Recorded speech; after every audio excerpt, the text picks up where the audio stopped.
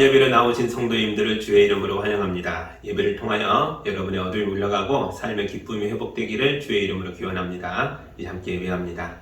하나님께 예배하는 사람은 영과 진리로 예배해야 합니다. 아멘.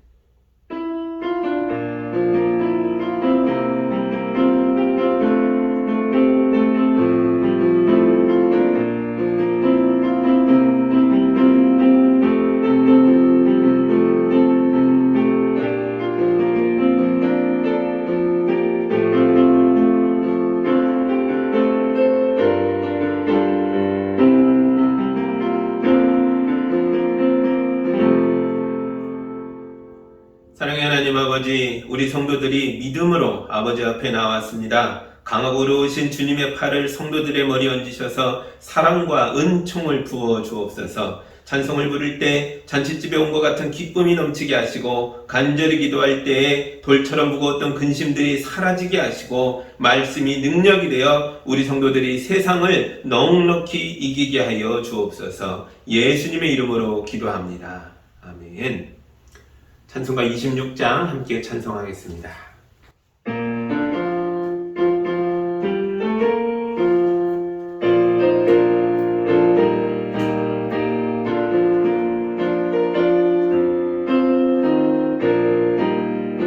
구세 주를 아는 이들 찬송하고 찬송하세. 마음과 뜻과 힘 다하여 경배를 이세. 주를 알지 못한 이들 주가 친히 인도하사 그의 피로 구속하니 찬송 부르세. 약한 사람 도움받아 시험 중에 참게 되니 모든 죄를 이길 힘은 믿음뿐이라. 진리 되실 우리 주는 영원토록 변함없네. 성도들아 주를 믿어 길이 섬기세. 아멘.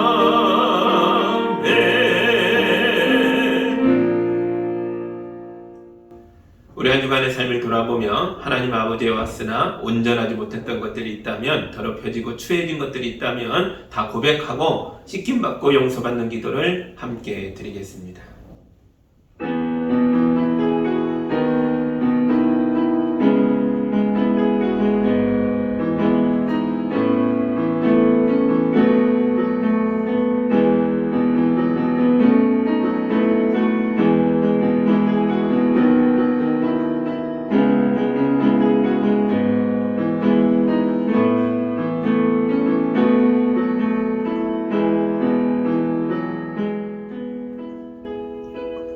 주여, 우리가 자기 집은 깨끗하게 청소할 줄 알면서도 우리의 마음은 더러운 채로 살다 왔습니다.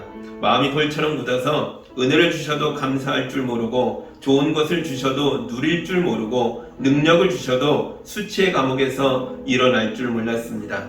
주여, 부패한 마음에서 나온 복이 우리의 말과 행실을 타고 가족과 이웃마저 고통에 빠뜨리고 있습니다. 주여, 우리를 불쌍히 여겨 주옵소서. 거룩한 말씀으로 우리 마음에 곰팡이처럼 피어있는 악한 생각들을 닦아 주옵소서. 예수 그리스도의 보혈로 우리의 영혼을 맑게 씻겨 주옵소서. 구원의 능력으로 우리의 말과 행실이 가족과 이웃에게 복이 되게 하여 주옵소서. 예수님의 이름으로 기도하옵나이다. 아멘.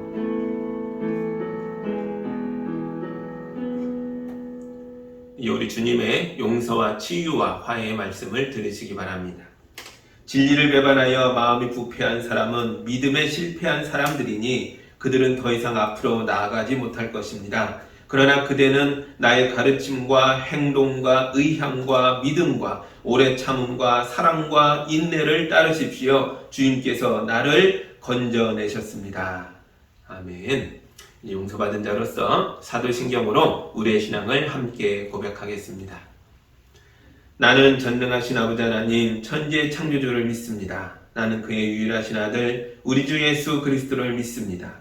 그는 성령으로 잉태되어 동정녀 마리아에게서 나시고 본디오 빌라도에게 고난을 받아 십자가에 못 박혀 죽으시고 장사된 지 사흘 만에 죽은 자 가운데서 다시 살아나셨으며 하늘에 오르시어 전능하신 아버지 하나님 우편에 앉아 계시다가 거기로부터 살아있는 자와 죽은 자를 심판하러 오십니다. 나는 성령을 믿으며 거룩한 공교회와 성도의 교제와 죄를 용서받는 것과 몸의 부활과 영생을 믿습니다. 아멘. 찬송가 302장 함께 찬양하겠습니다.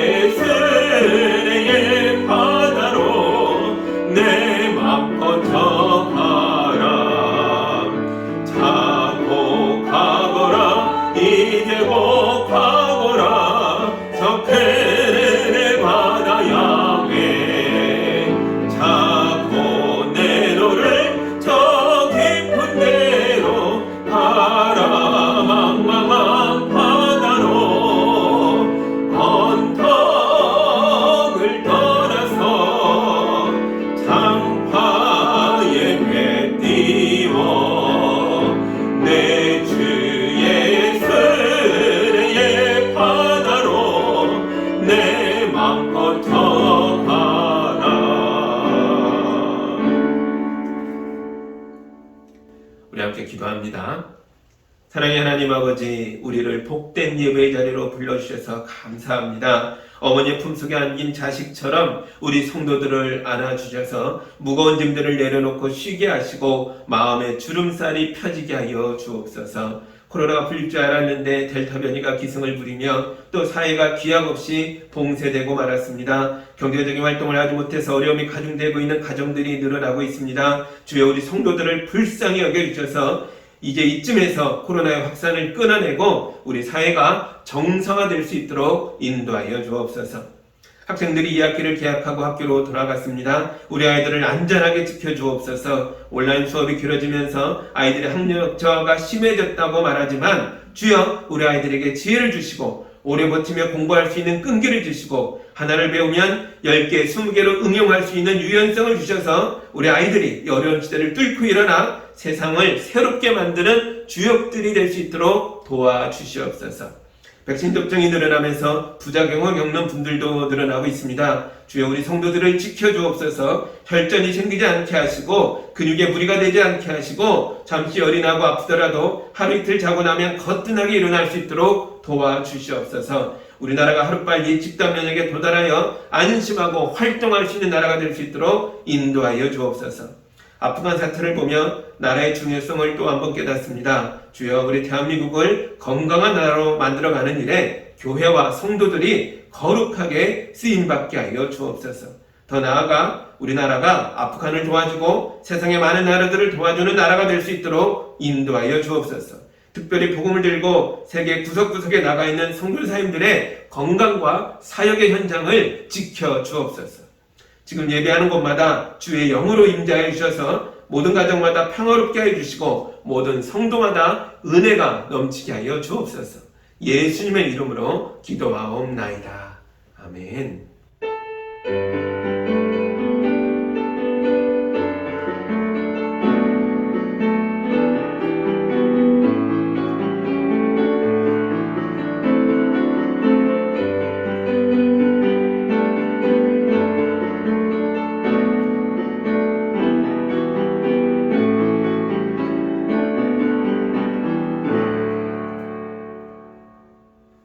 말씀 같이 보겠습니다. 오늘 우리에게 주시는 주님의 말씀은 요한복음 16장 5절에서 15절까지의 말씀입니다. 하나님의 말씀을 봉독할 때 여러분도 함께 보시기 바랍니다. 그러나 나는 지금 나를 보내신 분에게로 간다. 그런데 너희 가운데서 아무도 나더러 어디로 가느냐고 묻는 사람이 없고 도리어 내가 한 말 때문에 너희 마음에는 슬픔이 가득 찼다. 그러나 내가 너에게 진실을 말하는데 내가 떠나가는 것이 너에게 유익하다. 내가 떠나가지 않으면 보혜사가 너희에게 오시지 않을 것이다.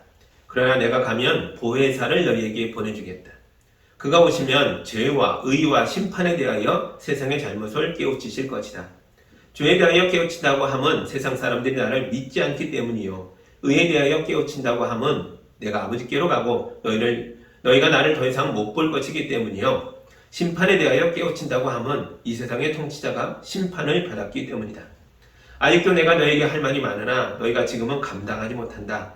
그러나 그분 곧 진리의 영이 오시면 그가 너희를 모든 진리 가운데로 인도하실 것이다. 그는 자기 마음대로 말씀하지 않으시고 듣는 것만 일러주실 것이요 앞으로 올 일들을 너희에게 알려주실 것이다. 또 그는 나를 영광되게 하실 것이다. 그가 나의 것을 받아서 너희에게 알려주실 것이기 때문이다. 아버지께서 가지신 것은 다 나의 것이다. 그렇기 때문에 내가 성령이 나의 것을 받아서 너희에게 알려주실 것이라고 말한 것이다. 아멘. 한번 기도합니다.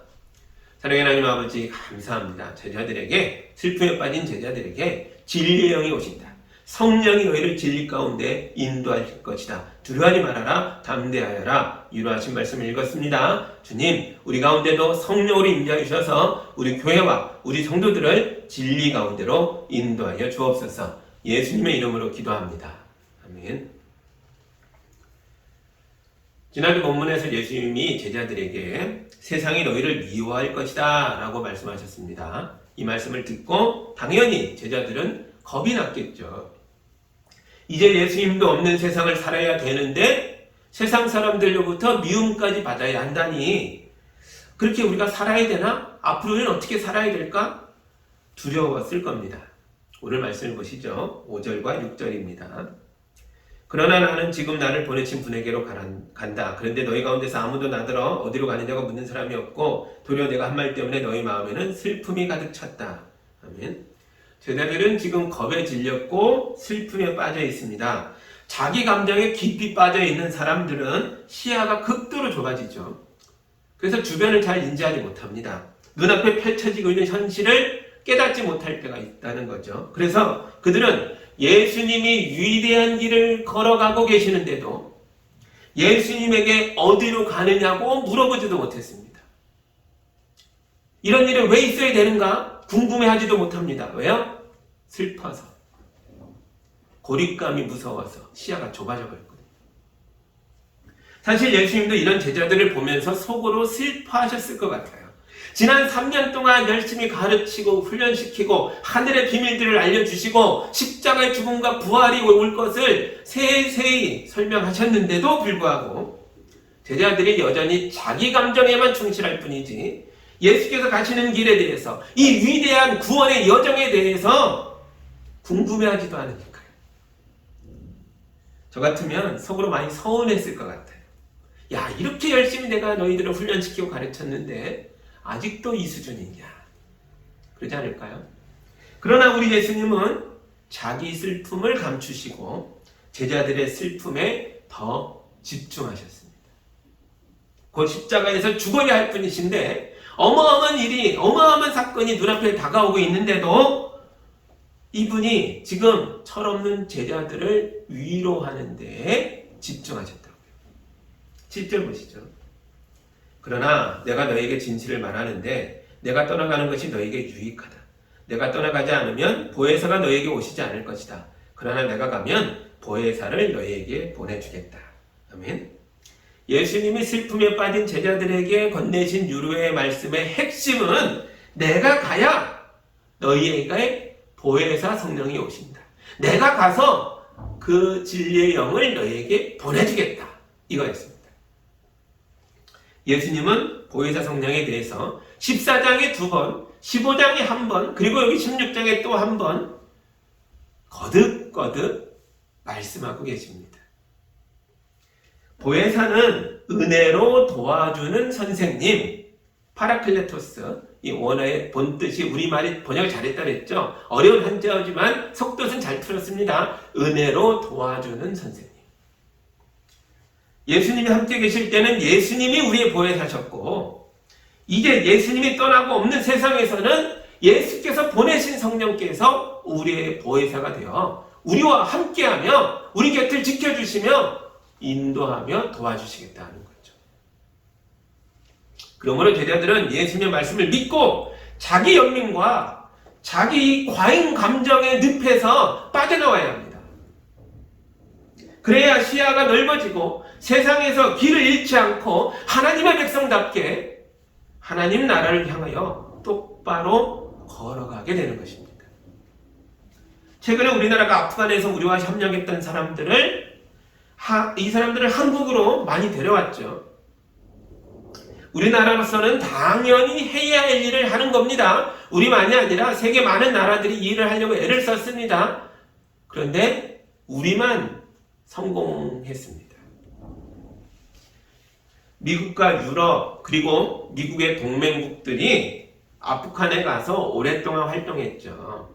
우리도 군인들도 갔고 의사들도 갔고 기술자들도 가서 아프간 재건을 위해서 많은 노력을 했습니다. 우리와 함께 일하는 사람들이 많이 있었습니다. 그런데 이제 아프간이 탈레반 손에 떨어졌고 아프간에서 활동하던 나라들은 다 돌아가야 합니다. 자기들만 갈 수가 없잖아요. 함께 협력하며 이랬던 사람들을 남겨놓고 가면 탈레반 사람들이 가만둘 것 같지 않습니다. 너는 외국에 부역했던 반역자들이다 이런 낙인이 찍히잖아요. 그래서 어떻게든 함께 일했던 사람들을 각국으로 다 데려가려고 애를 쓰고 있습니다. 유럽의 어느 나라는 800명을 데려가겠다 했고 또 다른 나라는 우린 1000명을 데려가겠다 했고요. 가까운 일본도 500여 명을 우리가 데려가려고 애쓰고 있다라고 발표했습니다. 그러나 데려가려고 하는 비행기가 이 대부분 군대의 그 수송기들이죠. 카불 공항에 많이 와 있는데 문제가 뭐예요? 이 사람들이 공항까지 오질 못했던 거죠. 그러니까 어느 나라는 몇백 명을 데려가겠다고 했는데 0명, 단 한 명도 못 데려가는 일도 발생합니다. 이런 많은 노력들이 물거품이 되고 있습니다. 그래서 이 와중에 우리나라는 우리와 협력했던 사람들을 무려 391명을 데려왔죠. 우리는 공항이 막히자 사람들을 공항 근처로 모이게 했고 그 새로운 집결지에 모인 사람들을 6대의 버스에 태워가지고 미군이 탈레반과 협상하여 장악해놓은 안전한 루트를 찾아서 공항까지 데려왔죠. 아주 험난한 여정이었지만 결국 성공했습니다. 그리고 이 사람들을 비행기에 태워서 한국까지 데려왔죠. 이 일로 야 한국 사람 대단하다 세계 각국 사람들이 박수갈채를 보내줬습니다. 예, 이 한국의 미라클 작전은 정말 영리하고 똑똑하고 놀라운 아주 기발한 위대한 작전이었습니다. 그러나 이건 눈에 보이는 것들이고요.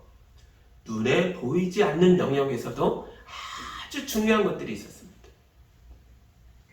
작전의 성공을 위해서 보이는 것만이 아닙니다. 보이지 않는 것들이 중요하다는 거죠.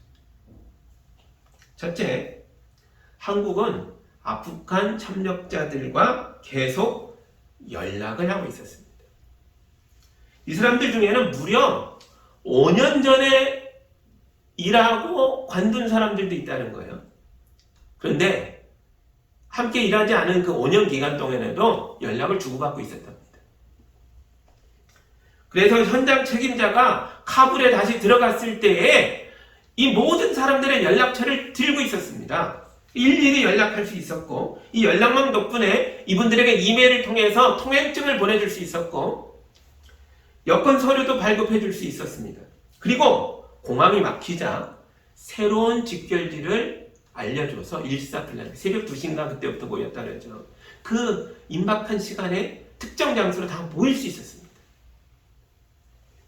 두 번째, 한국은 아프간 협력자들에게 가족을 데려오라고 했습니다. 그래서 391명 중에 절반이 10살 이하의 어린아이들입니다. 그런데 다른 나라들은 사람들이 자기 가족을 데려오는 걸 꺼려했습니다. 일본도 가족 동반을 허용하지 않은 나라 중에 하나입니다. 일본의 협력자들이 공항에 한 명도 나타나지 않았다 그러죠. 못 왔을 수도 있지만 가족을 두고 올 수가 없어서 안 온 경우도 허다했을 겁니다. 세 번째, 한국은 현장 책임자가 결정권을 가지고 있었습니다. 대한민국 대통령이 비행기를 보냈지만 대통령을 대리해서 이 사람이 현장에서 상황을 보면서 스스로 판단하고 결정할 그런 힘을 부여받고 있었다는 거죠. 그래서 급변하는 상황에 맞게 빠르고 유연하게 대처할 수 있었습니다. 그러나 다른 나라들은 그러지 못했습니다. 독일이 800명을 데려가겠다라고 선언했는데, 그리고 카불 공항에 수송기들을 보냈는데요. 이런 일이 있었습니다. 아프간의 친척집을 방문하려고 온 한 여학생이 있었습니다. 이 학생이 카불이 탈레반 손에 떨어지자 천신만고 끝에 어머니를 모시고 공항에 도착합니다. 여러분, 이 학생은 원래 출신은 아프간이지만 독일에 어릴 때부터 가서 독일 시민권이 있었고 어머니는 독일 영주권자였습니다. 공항에 갈 때 당연히 독일에서 발급한 여권을 가지고 갔죠. 그런데도 비행기에 탈 수 없었습니다. 본국에서 미리 작성해서 보내준 탈출 명단에 이 사람들의 이름이 없었기 때문입니다. 여권이 있는데도, 독일 사람인데도 태워주지 않았대요. 놀랍죠? 그래서 이 독일 비행기가요, 명단에 있는 소수의 사람들만 태우고 텅텅 빈 채로 돌아갔습니다. 참으로 기가 막힌 이야기들입니다. 실제로는 이 나라들이 전부 최선을 다해서 자국과 협력했던 사람들을 빼내려고 애를 쓰고 있습니다. 그런데 지금 아프간은 단순히 최선을 다하는 것만으로는 충분하지 않은 상황입니다. 최선으로는 부족하죠. 우리나라는 최선을 뛰어넘었습니다. 사실 우리는 목숨을 내어주는 사랑을 한 것입니다. 사랑하니까 사랑하는 사람들을 살리려고, 단 하나라도 빼내려고 카불을 빠져나가 이웃으로 갔던 외교관들이 다시 들어갔습니다. 그 사지로 뛰어들어서 무너졌던 연락망을 재건했습니다. 그리고 사랑하는 사람 하나를 살려내려고 그에게 말합니다. 혼자 못 오겠거든 가족을 다 데려와. 어린 자녀들과 연로한 부모님들, 직계가족 다 데려와. 함께 가겠다. 근데 길이 막혔습니다. 탈레반이 검문소를 세우고 못 가게 합니다. 이제 포기합니까? 아니죠. 사랑하니까, 사랑하는 사람들을 살리기 위하여 아무리 상황이 급변했어도 포기하지 않는 겁니다. 최선으로 부족하다면 그 이상을 하는 겁니다. 방법을 짜내고 또 짜내어서 결국은 모두를 한국으로 데려왔습니다. 우리가 모르는 이야기도 많습니다. 수송기가 뛸 수 있는 중량의 한계를 넘어서 사람들이 타니까 어떻게 했을까요? 의자고 뭐고 비행기에 있던 직규를 다 떼서 공항에 버리고 왔습니다. 원칙보단 사람을 살리는데 집중한 거죠. 그 현장 책임자가 누군지 모르겠지만 이 사람이 했던 역할이 바로 성령님이 하시는 일들입니다. 여러분, 성령님은 겁에 질리고 슬픔에 빠져있는 제자들에게 오셔서 제자들을 도와주시는 현장 책임자입니다. 근데 스스로 알아서 오신 게 아니에요. 예수님이 보내신 거죠. 이건 제가 그냥 상상으로 하는 말이 아닙니다. 예수님의 말씀입니다. 13절 보시죠. 그러나 그분 곧 진리의 영이 오시면 그가 너희를 모든 진리 가운데로 인도하실 것이다. 그는 자기 마음대로 말씀하지 않으시고 듣는 것만 일러주실 것이요 앞으로 올 일들을 너희에게 알려주실 것이다. 아멘. 성령님이 우리와 함께 하시는데 마음대로 임의대로 오고 가는 게 아니라는 거예요. 보내신 분이 있고 그분의 명령을 수행하며 우리를 돌보시며 또 미래에 대해서 예측해 가면서 현장 책임자로서 유연하게 우리를 인도하실 거라는 겁니다. 현장 책임자가 버스를 밀려와서 미국이 양악한 루트를 따라 안전하게 인도했던 것처럼 우리 성령님은 우리를 진리 가운데로 인도하십니다. 여러분은 사기를 당하는 사람들을 보면서 어떻게 저런 뻔한 거짓말에 넘어갈까? 이런 생각을 해본 적이 있을 거예요. 저도 다른 사람들을 보면서 가끔 그런 생각이 들 때가 있었죠. 어떻게 저런 거에 속지? 근데 실제로 당해보면 그런 말 못한다고 하더라고요. 사기꾼들이 얼마나 진짜처럼 말을 하는지 아주 그냥 사람의 혼을 쏙 빼놓습니다. 심지어 이건 거짓말 같아, 이건 사기가 아닐까? 속으로 생각하면서도 당한다는 거예요. 빠져나갈 수 없도록 함정을 팔았기 때문에 의심스러운데 아닌 것 같은데 이러면서도 빨려드는 거죠. 어떤 유명한 방송인이 사기꾼과 결혼해서 엄청난 고통을 겪었죠. 이분 이야기를 들어보니까 참 딱하더라고요. 제가 알기로는 이분 주변에 좋은 분들이 많았습니다. 신학교 교수님도 계셨고 좋은 목사님들도 계셨거든요. 근데 이 좋은 선생님들이 왜 저분이 사기꾼에게 속아 넘어가서 말도 안 되는 결혼을 하고 고통을 당하는 걸 그냥 뒀을까? 그런 생각을 했었습니다. 근데 이분이 사기꾼과 헤어지고 나서 방송에 나와서 자기 고통스러웠던 날들을 고백하는 이야기를 들으면서 그래서 그랬구나 라고 알게 됐습니다. 처음에는 사기꾼이 온갖 거짓말로 자기를 멋지게 포장해서 신사처럼 다가왔다는 거예요. 너무 멋있었답니다. 그래서 연애를 하고 결혼을 결심하는 그 과정이 있었는데요. 그 과정 속에서 이 사람이 뭘 했냐면요. 이 사기꾼이 이 방송인의 주변을 다 막았습니다. 친구들과 관계를 다 끊었습니다. 사람들과 연락하지 못하게 했습니다. 그리고 자기만 쳐다보게 만든 거죠. 혼자 있게 되니까 그 사람 말만 듣게 되니까 이 유능하고 똑똑했던 분이 자부심이 강했던 분이 혼자 외롭게 고립되어 버리니까 그냥 사기꾼의 먹잇감이 되어버렸다는 거죠. 저는 그런 생각도 합니다. 이분 안에 성령님이 역사하고 계셨다면 어땠을까? 저는 이 지점이 아주 아쉽습니다. 매주 교회에 출석했더라면, 이분이 매주 예배를 드리며 하나님 말씀을 들었더라면, 이분이 교인들과 매주 만나며 대화를 나누는 관계를 유지했더라면, 누가 뭐래도 내 인생에서는 이 신앙이 너무나 중요하다. 내 인생에 있어서는 하나님 아버지를 믿고 따르는 게 최고다. 그거를 내려놓고 다른 일을 먼저 할 수는 없다. 이런 굳은 결심이 있고 이런 것들을 주변에 고백하며 사는 분이었더라면 어땠을까? 그런 생각도 듭니다. 사기꾼이 고립시키려고 해도 사람 관계는 네가 뭐라고 할지 몰라도 하나님 관계는 네가 뭐라 할 수 없다. 그런 고백을 할 수 있었더라면 절대로 하나님과의 우리의 관계를 깨뜨릴 수는 없지 않았을까. 그런 생각도 조금 해봤습니다. 예배와 말씀과 신앙의 교제 속에 머무는 사람은 성령께서 인도하여 주시기에 그는 죄악을 벗어나서 진리 가운데로 걸어가게 됩니다. 8절 보시죠. 그가 오시면 죄와 의와 심판에 대하여 세상의 잘못을 깨우치실 것이다. 아멘. 성령이 오시면 우리는 무엇이 죄인지를 알게 됩니다. 우리 눈과 귀가 막히고 자기 연면에 빠지고 고립되어 있다 할지라도 성령이 오시면 우리가 주의 영을 붙잡으면 우리의 시야가 넓어지고 막혔던 귀가 열리며 진리를 보게 됩니다. 성령이 오시면 우리는 무엇이 의로움인지를 알게 됩니다. 성령이 오시면 우리는 더 이상 사람이 두렵지 않습니다. 왜냐하면 하나님께서 악한 사람을 심판하신다는 걸 알기 때문입니다. 비록 나는 그를 이길 힘이 없으나 하나님이 계시기에 그 악에 짖지 않고 진리를 따르려고 애쓰게 된다는 거죠.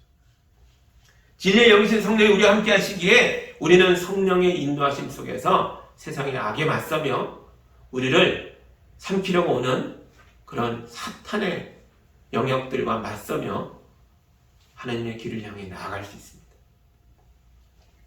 사실 가끔 저도 속을 때가 있어요. 교회 현장에도 사기꾼이 있고요. 목사님들 중에도 좀 이상한 분들이 있습니다. 저도 인간인지라 마음의 욕망이 꿈틀거려서 사기꾼들의 소리에 흔들릴 때도 있다고요. 그러면 속이는 자들이 아주 기가 막히게 알고 제 주변에 와서 상어떼처럼 맴돕니다.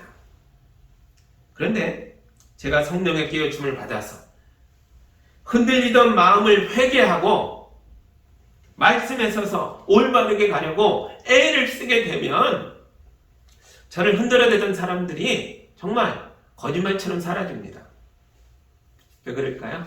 재미가 없었어요. 성령의 인도하심을 받는 가운데 그들이 흔들어댈 게 별로 안 남은 거예요. 그래서 아유 시간도 걸리고 애 써봐야 뭐 거둘 게 없겠다 그러면서 가버리는 거죠. 그게 은혜입니다. 우리를 흔드는 자들에게 영양가 없는 존재가 되는 게 은혜입니다.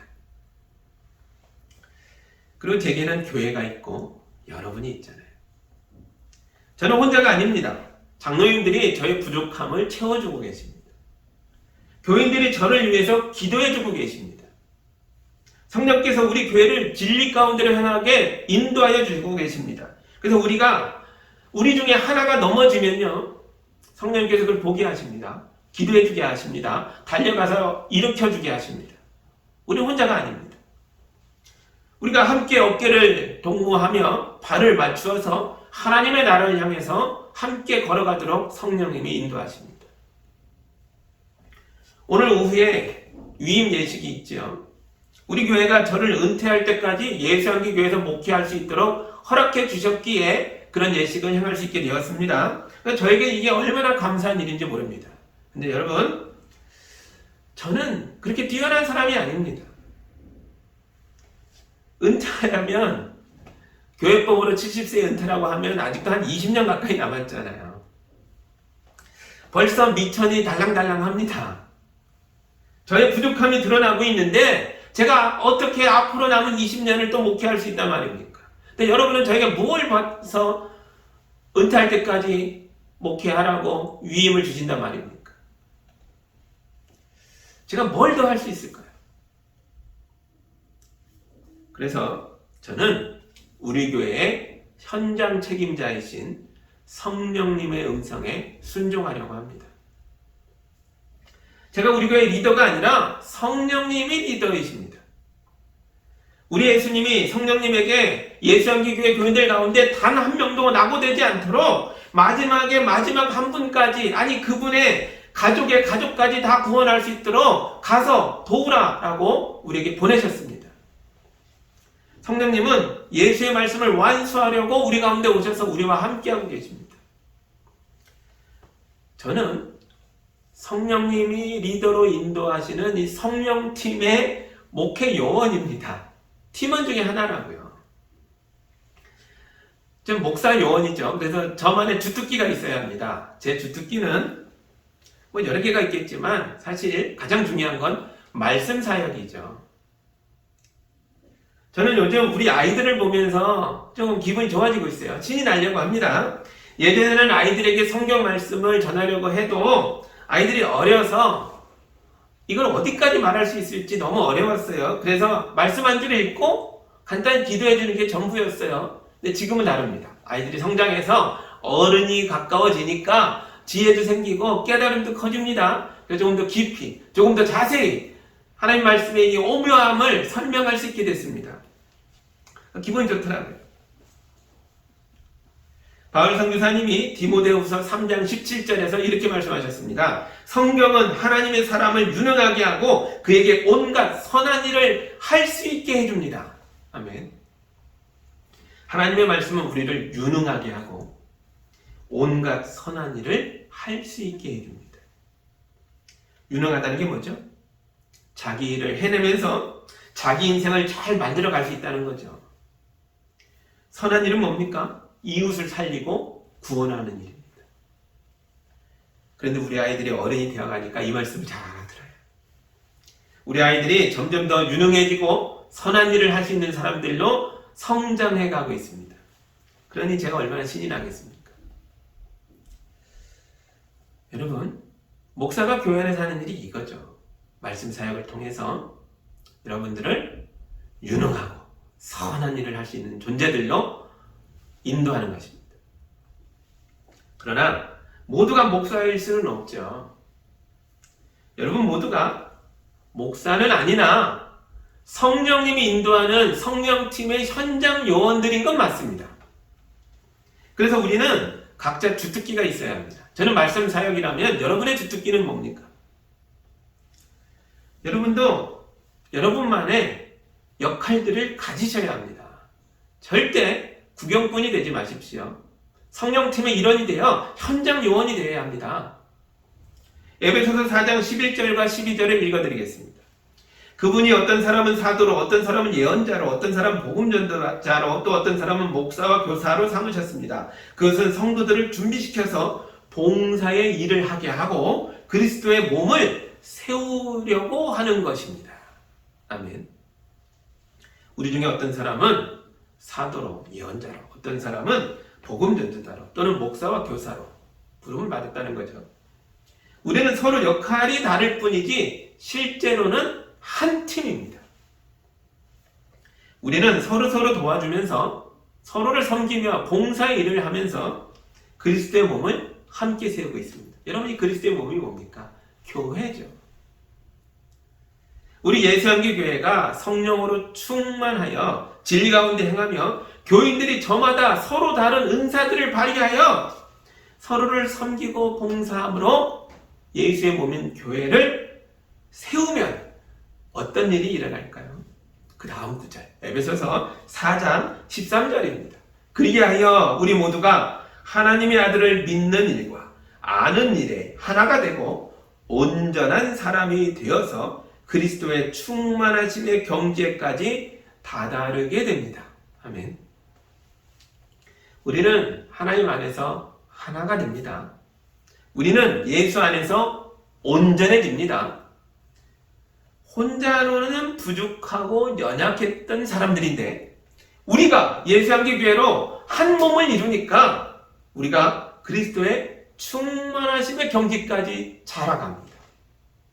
뒤집으면 뭐예요? 혼자는 자랄 수 없으며 혼자는 완전해질 수 없으며 혼자는 하나님을 아는 일과 믿는 일에 하나가 될 수 없다라는 거죠. 뒤집으면 이런 뜻이죠.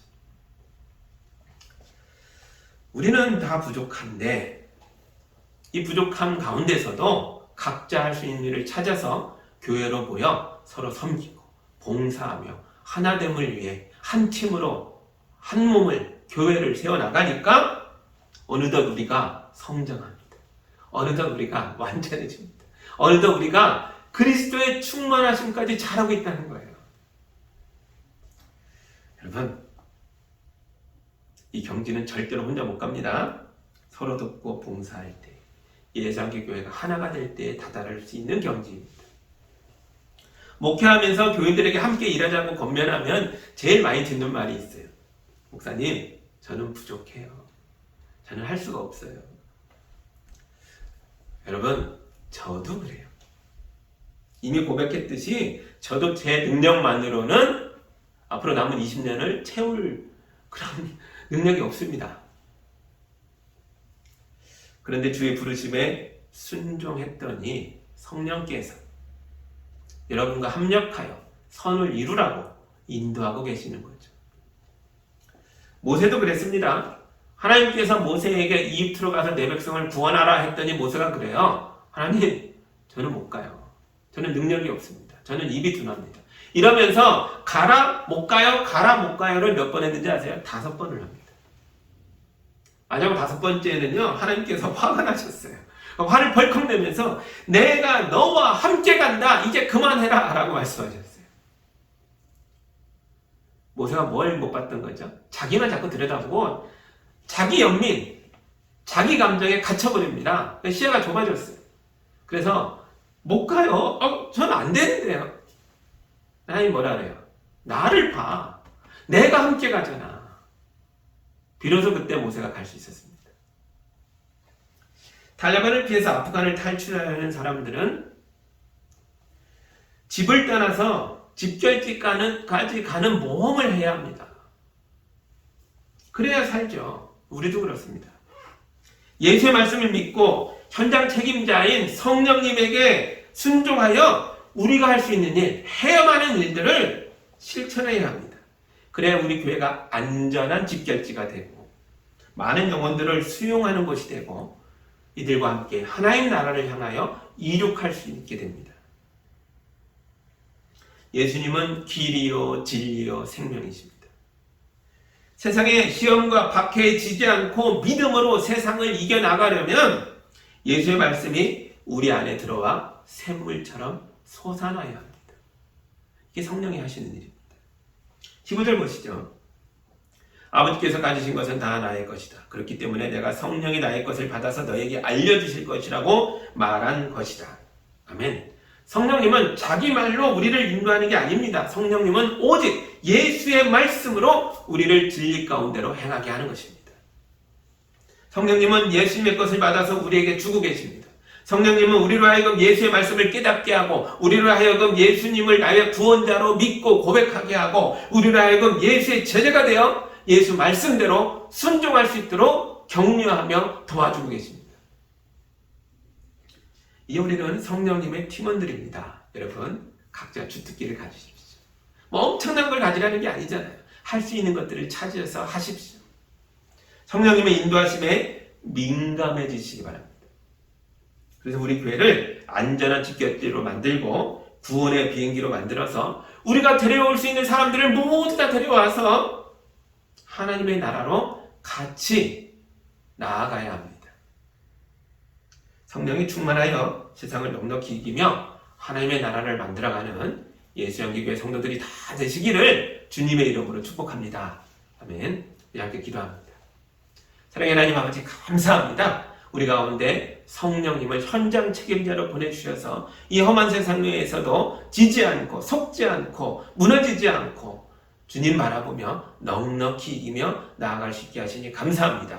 이제 청령 침의 일원이 되어서 우리 교회가 각자 할 일들을 하게 하여 주옵소서. 그래서 예수영교회를 안전한 장소로 만들고 더 많은 영혼들이 깃들 수 있는 곳이 되게 하고 하나님 나라를 향해 날아오르는 교회가 될 수 있도록 인도하여 주옵소서.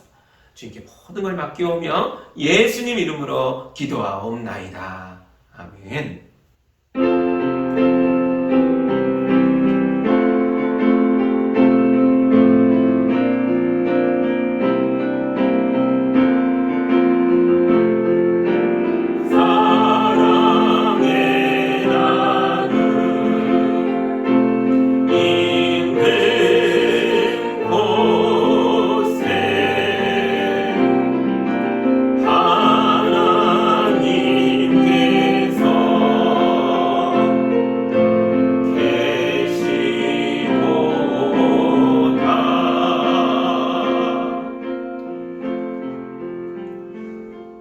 사랑의 하나님 아버지, 우리 성도들이 최선을 다하여 거룩히 구별한 것들을 주님께 올려드립니다. 주님이 귀한 예물을 통해 주님의 교회가 세워지게 하시고 이웃을 돌보게 하여 주옵소서.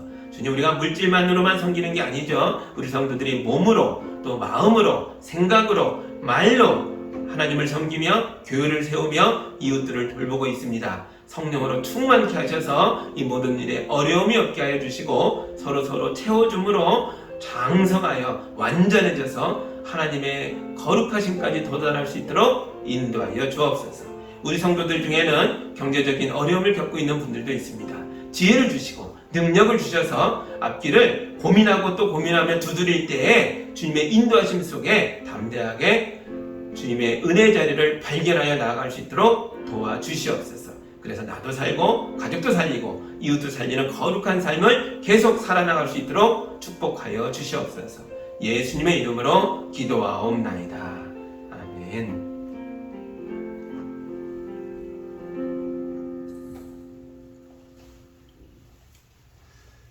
오늘부터는 영상으로도 예배하고 또 모이는 예배도 병행하게 됩니다.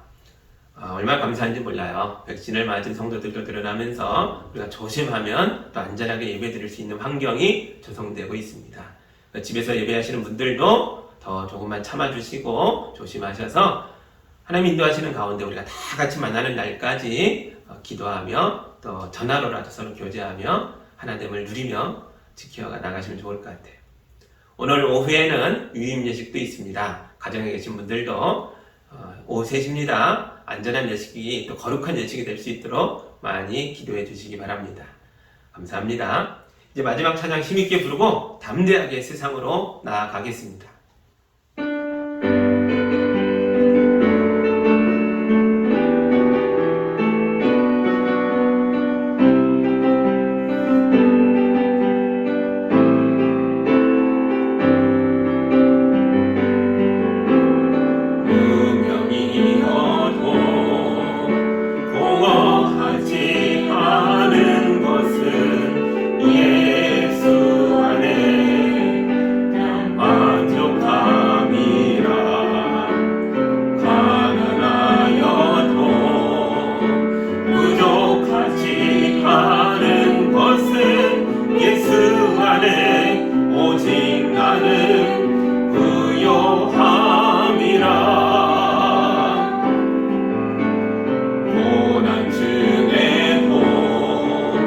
견뎌낼 수 있는 것은 주의 계획 믿기 때문이라.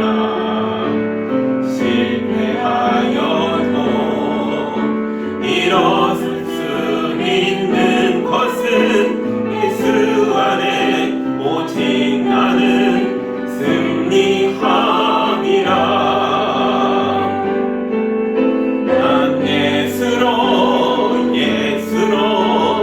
예수로 충만하네. 난 예수로 충만하네. 난 예수로 충만하네. 영원한 왕 내 안에 살아 계시네. 몸이 약해도 낙심하지 않는 것은 예수 안에 난 완전함이라. 화려한 세상 부럽지 않은 것은 난 예수로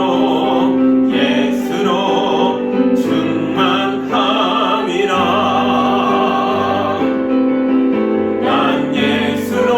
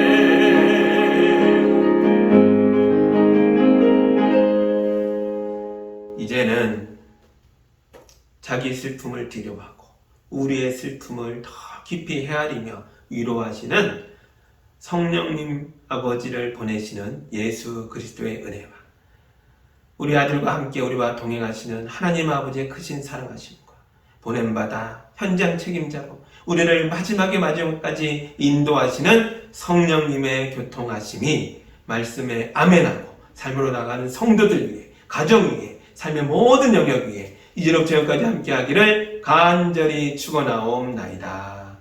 아멘.